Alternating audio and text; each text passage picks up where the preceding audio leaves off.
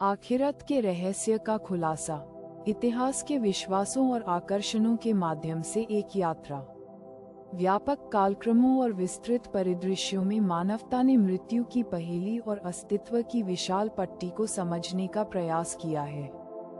सभ्यता के आरंभ में मृत्यु से परे अस्तित्व में विश्वास का रूप ग्रहण करना शुरू हो गया, जैसा कि पूर्व कानूनी चिन्हों के प्रथाओं से पता चलता है। समय के अंधेरे में 100,000 वर्ष पहले तक कब्रों के चारों ओर की मानवता की रीति रिवाजों ने मृत्यु से परे जीवन में गहरा विश्वास की ओर संकेत दिया था। इतिहास से पूर्व के लोगों ने अपने मृतकों को ऐसी वस्तुओं से आंगन में रखा था जो उनके जीवन के उत्तरवर्ती जीवन में जारी रहने का सुझाव देते थे, जो मकबरे से परे के अस्तित्व में उनके विश्वास को निहित करते थे। आखिरत में होने वाले इन प्रारंभिक विश्वासों ने सभ्यताओं में धार्मिक रीति रिवाजों और आचरणों का आधार बनाया। प्राचीन मिस्र के आश्चर्यजनक रेतों में आखिरत जीवन एक स्थायी आधारशिला के रूप में था, जो मृतकों की आत्माओं को मार्ग दिखाता है और समाज की बुनियादी रचना को आकार देता है। प्राचीन मिस्र में आखिरत एक बुनियादी सिद्धांत था, जिसमें विस्तृत मकबरे और ममफिकेशन से स्थायी अस्तित्व सुनिश्चित किया जाता था। मिस्रवासियों का विश्वास था कि उनकी आत्माओं को धरती की एक स्वर्गीय रीड्स के मैदान की ओर दुआत के माध्यम से आध्यात्मिक अड्डे में प्रवेश होगा। प्राचीन मेसोपोटामिया में मृतों की रियासत, जिसे धूलों का घर कहा जाता था, एक गंदगीपूर्ण और उजागर जगह थी, जिसमें प्रकाश और आनंद से वंचित था। जब आत्माएं इस अंधेरे भूभाग से गुजरती हैं, तब वे शाश्वत रूप से जीवितों से उपहारों की आकांक्षा करते हैं। उनकी प्यास एक अपूर्ण यातना है। प्राचीन भारत में वैदिक परंपरा के भीतर एक गहरा विचार उभरा था, संसारा असीमित रूपांतरणों का एक चक्र, जन्म, मृत्यु और पुनर्जन्म की एक सनातन यात्रा। आध्यात्मिक प्रयास का शिखर पुनरुत्थान के अंतहीन चक्र से मुक्ति है, जिसमें आत्मा परात्परता और प्रकाश की अवस्था प्राप्त करती है। भारतीय संस्कृति की विशाल टैपेस्ट्री में जीवन और मृत्यु के बीच की परस्पर क्रिया एक जटिल दार्शनिक वस्त्र में बुलाई गई है, एक अनंत और अनंत के बीच की नृत्य।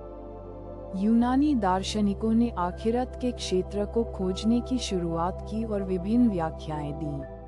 कुछ लोग भूमंडल के समान क्षेत्र की कल्पना करते थे और कुछ लोग स्वर्गीय उत्थान की कल्पना करते थे। प्रसिद्ध ग्रीक दार्शनिक प्लाटो ने आखिरत के बारे में एक द्विआयामी दृष्टिकोण अपनाया। ओर्फिक और पिथागोरियन विश्वासों में यह माना जाता है कि आत्मा जीवन, मृत्यु और पुनर्जन्म के एक चक्र के माध्यम से यात्रा करती है और रास्ते में निर्णय और संभावित शुद्धिकरण का सामना करती है। इब्राहिमीय धर्मों में आखिरत का एक प्रमुख स्थान है, जो विश्वासों और आचरणों को आकार देता है। बाद में यहूदी विचार मृत्यु की अवधारणा पर विस्तारित हो गया, जिसमें मृतों के पुनर्जीवित होने और आने वाले विश्व में दिव्य न्याय के प्रति विश्वास का परिचय दिया गया। ईसाई धर्म के केंद्र में ईसा की पुनरावृत्ति ने मृत्यु से परे जीवन में विश्वास को जगा दिया और ईसाई धर्मशास्त्र की दिशा में बदलाव लाया। सदियों से चली आ रही कथाओं से पता चलता है कि पर्दे से बाहर निकलने वाले लोगों की आत्माएं हमारे राज्य पर प्रभाव डालती रहती हैं। उनकी अदृश्य उपस्थिति एक सूक्ष्म संतुलन की भांति रीति रिवाजों और बलिदानों की मांग करती है, सम्मान के संकेत जो जीवित और मृतकों के बीच सौहार्द सुनिश्चित करते हैं। प्रकृति की दार्शनिकता ताओवाद में मृत्यु को एक अंत के रूप में नहीं, बल्कि ब्रह्मांडीय व्यवस्था ताओ, समस्त अस्तित्व को शासित करने वाली एकात्मक शक्ति के रूप में एक सुचारू संक्रमण के रूप में सोचा जाता है। विश्व भर में स्वदेशी संस्कृतियों की एक मोजासी ने जीवन के बाद के जीवन की छवि में जीवंत स्ट्रोक का चित्रण किया, जो विविध विश्वासों और परंपराओं का एक अलौकिक दृश्य है।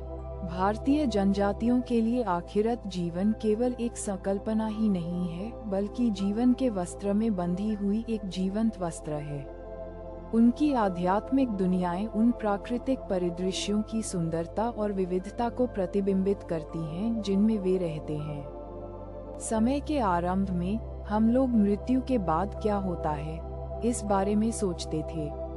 अफ्रीकावासी मानते थे कि जीवन आगे बढ़ता है और उनके पूर्वजों की आत्माएं जीवित लोगों को बचाने के लिए तैयार हैं। ऑस्ट्रेलिया के बाहरी क्षेत्र के हृदय में आदिवासियों की परंपराएं जीवन और मृत्यु का एक टेप STRY बुनती हैं, जहां बाद का जीवन ड्रीम टाइम के साथ जुड़ जाता है, एक स्थूल क्षेत्र जो समय से परे है। जैसे जैसे विज्ञान ने भौतिक दुनिया की रहस्यों को खोल दिया और धर्मनिरपेक्षता का स्थान प्राप्त हुआ, आधुनिक मनुष्यों ने पारंपरिक जीवन के बाद के विश्वासों पर प्रश्न करने लगे। आध्यात्मिकता के क्षेत्र में स्वर्गीय जीवन के नए व्याख्याओं ने जड़ें ली हैं, जैसे आध्यात्मिकता जिसके स्पर्श और माध्यम मृतकों के साथ संचार को सुगम बनाते हैं, और दार्शनिक अस्तित्ववाद जिसके वर्तमान पर जोर देते हैं। स्वर्गीय जीवन के विचार से अलग हो जाता है, इसके बजाय हमें क्षणिक क्षण में अर्थ और उद्देश्य खोजने के लिए प्रोत्साहित करता है।